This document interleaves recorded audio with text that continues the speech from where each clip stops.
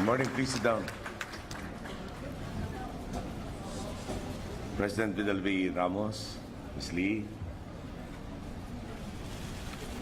officers of CAMPI,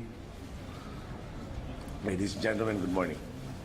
As a car lover, let me begin by expressing my gratitude to the officers and members of the Chamber of Automotive Manufacturers of the Philippines Incorporated for inviting me to address you in today's event, the 3rd Philippine International Motor Show. I would like to congratulate all the participating vehicle manufacturers, assemblers, and distributors who made this motor show possible. This is, I confess, my idea of fun, and this is less a duty than it is a time to unwind and share good times.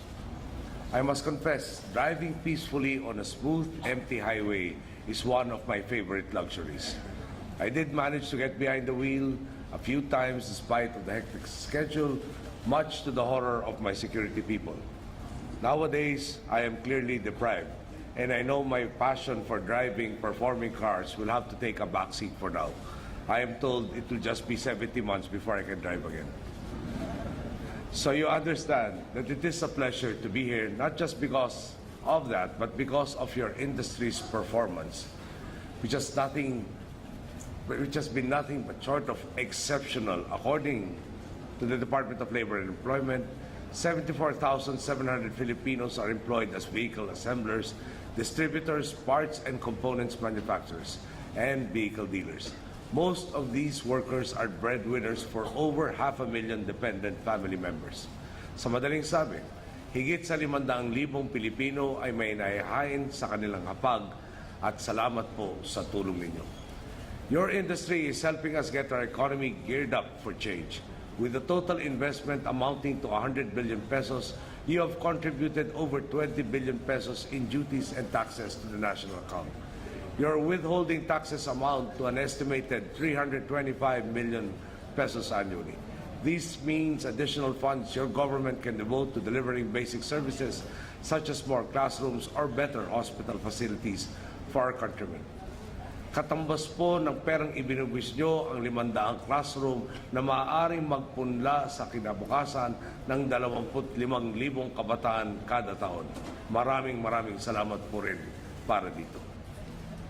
It's good to note that business is good.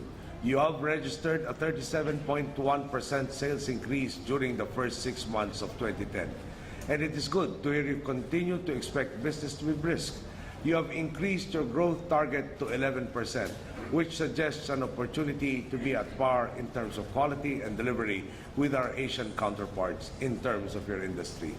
May I add, I suspect that the 37% increase is reflective only of the perception that things will be getting better.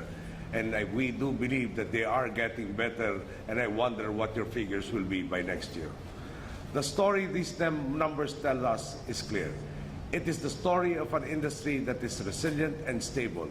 It is the story of an industry with increasing confidence. It is a story full of promise of further growth that will bring more opportunities in the coming years as a result of our improved capabilities to offer more competitive products in terms of cost and quality. This includes finding ways to adapt to emergent technologies so that we can continue the positive trend in the industry. In 2009, industry sales reached 132,444 units for motor vehicles and motorcycles, which is over 1 million units short of the existing plant capacity of about 1.19 million units. If our nation's recent history has taught us anything, it is that all of us must draw our strength from others who surround us. Let us utilize the tools and facilities at our disposal. Let us maximize the partnerships you can form with local supplemental industries such as those in steel, rubber, plastic, chemicals, paints, to name just a few. These partnerships will not only generate employment and financial security for millions of our people, but will also jumpstart the local production of reasonably priced passenger cars, empowering our small and medium manufacturers and ensuring a vigorous Philippine automotive industry. The world we live in is confronted with a serious environmental crisis.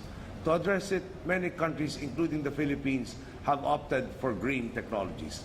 These include alternatives to fossil fuels such as liquefied petroleum gas, already used by most taxis in Metro Manila, compressed natural gas used by some bus companies, ethanol blended in gasoline fuel, and cocoa methyl ester, a coconut-based fuel blend recommended for diesel engines. Supportive of such efforts, you have chosen driving the green road as the theme of your motor show. This reflects also the government's commitment to ecologically sustainable programs. Aside from its resource-saving benefits, this is a chance for Filipino scientists to demonstrate their skills in innovation as countries compete to meet increasing demand for advanced, environmentally friendly technologies. Your government will support efforts to enhance your motor vehicle development program that will promote exports of both motor vehicles and parts and components, support parts manufacturing and auto-supporting industry development through an industry development fund, and establish standards and technical regulations. We want to help ensure your success because your industry success is the story of our people. One thing is clear. Our people have come united under a single banner, and that is the banner of hope. Fueled by renewed optimism, we are shifting to a higher gear towards progress and prosperity. Our administration is eager to rebuild this nation with you. We are eager to show the world what the Filipino can do. We are eager to restore our national dignity. We are eager to write the next chapter in the story of our people and our nation.